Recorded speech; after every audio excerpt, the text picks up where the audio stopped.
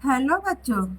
आशा करती हूँ आप सभी लोग अच्छे होंगे। बच्चों, आज हम क्लास 9 की हिंदी पुस्तक के एकांकी खंड की पहली एकांकी दीपदान, जो डॉक्टर राम कुमार वर्मा द्वारा लिखित है।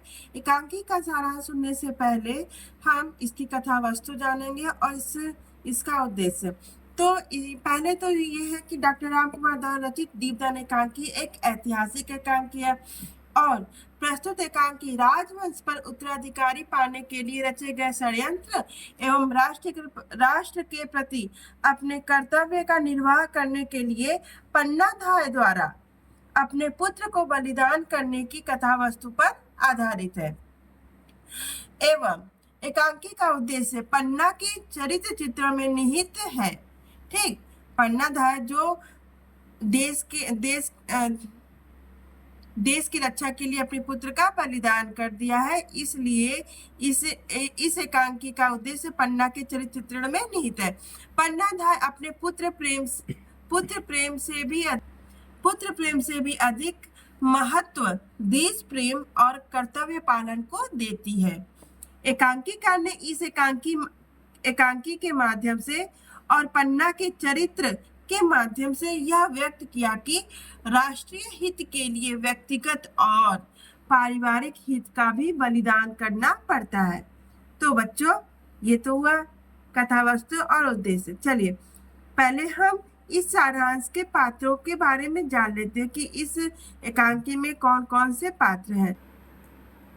तो यहाँ देखिए पात्र परिचय।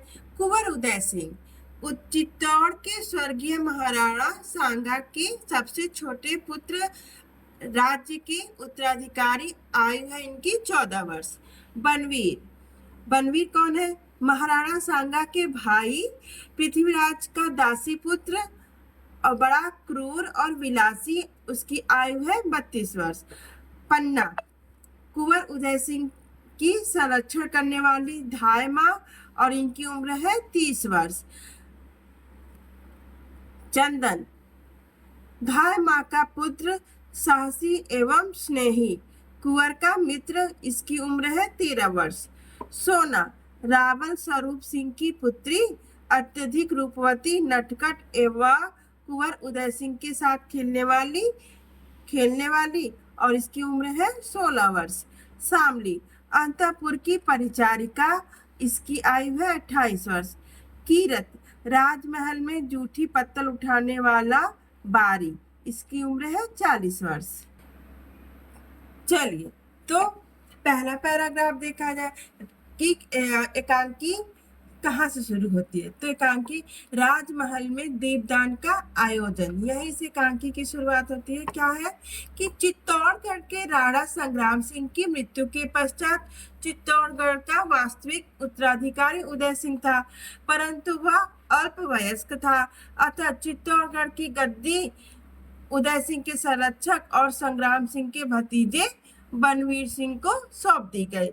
दुष्ट बनवीर ने राज्य को पूर्ण रूप से अपनाने के उद्देश्य से उदय सिंह की हत्या का षड्यंत्र रचा।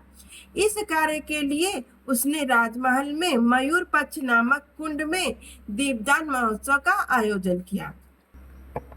पन्ना उदय सिंह की धायमा है। उदय सिंह दीपदान में आयोजित गीत संगीत और नृत्य को देखकर प्रसन्न हुए। उन्होंने पन्ना धाय से महोत्सव में चलने का आग्रह किया, लेकिन पन्ना ने उनके आग्रह को ठुकरा दिया। उनके द्वारा मना करने पर उदय सिंह रूठ गए और सोने चले गए। सोना का पन्ना धाय के कक्ष में प्रवेश। बनवीर ने सोना के द्वारा पन्ना और उदय सिंह को दीपदान महोत्सव में सम्मिलित होने का संदेश भिजवाया।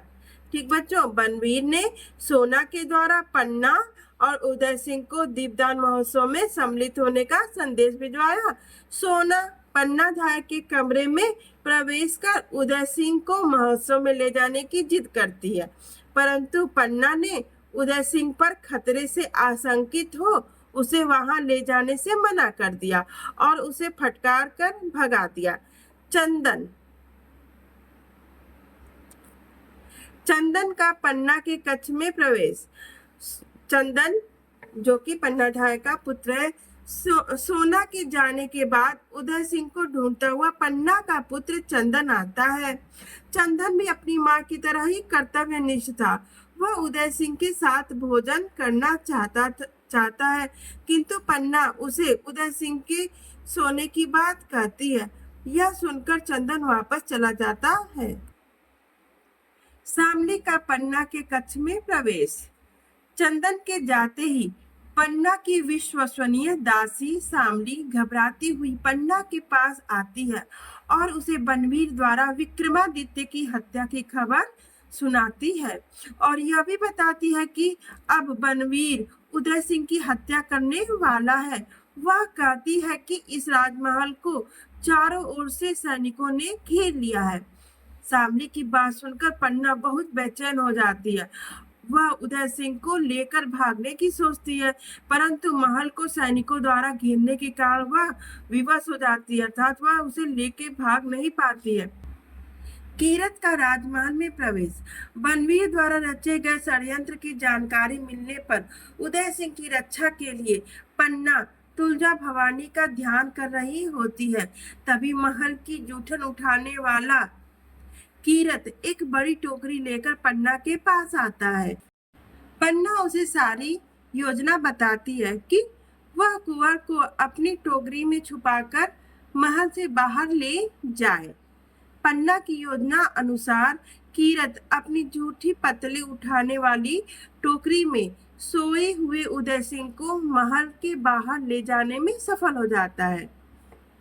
पन्ना द्वारा कुंवर की रक्षा के लिए अपने पुत्र का बलिदान। तो कीरत के जाने के पश्चात पन्ना यह सोचती है कि बनवीर कुंवर के संबंध में उससे पूछेगा तो वह क्या जवाब देगी।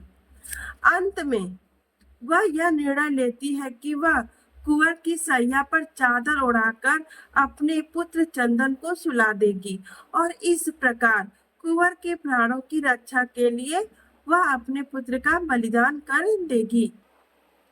उसी समय चंदन वहां आता है और पन्ना धार कुंवर सिंह की सैया पर उसे सुला देती है। फिर वह खुद को धिक्कारते हुए कहती है, तूने अपने भोले बच्चे के साथ कपट किया। तूने अंगारों के सेज पर अपने फूल से लाल को सुला दिया। तू सरबड़ी है, सरबड़ी जो अपने ही बच्चे को खा डालती है, जानबूझकर अपने पुत्र की हत्या कराने जा रही है। हाय अभागिन माँ, संसार में तेरा भी जन्म होने को था। बनवीर का आगमन और उसके द्वारा चंदन की हत्या करना। बनवीर मद्यपान किए हुए पन्ना के पास आया और जब पन्ना ने उनसे आने का कारण पूछा तो बनवीर ने बताया कि वो उन्हें वहां प्रणाम करने आया है।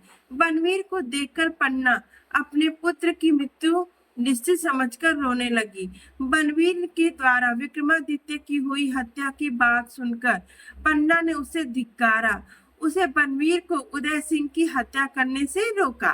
पन्ना ने बनवीर के ऊपर कटार से प्रहार भी किया। पन्ना ने बनवीर के ऊपर कटार से प्रहार भी किया, लेकिन उसे मारने में पन्ना को सफलता नहीं मिली। बनवीर ने पन्ना के स्त्री होने के कारण उस पर प्रहार नहीं किया, किंतु उदय सिंह की सैया पर सोए हुए चंदन को उदय सिंह मानकर उस पर तलवार से प्रहार कर कहता है, मैं भी यमराज को इस दीपक का दान करूंगा। यमराज लो इस दीपक को, यह मेरा दीपदान।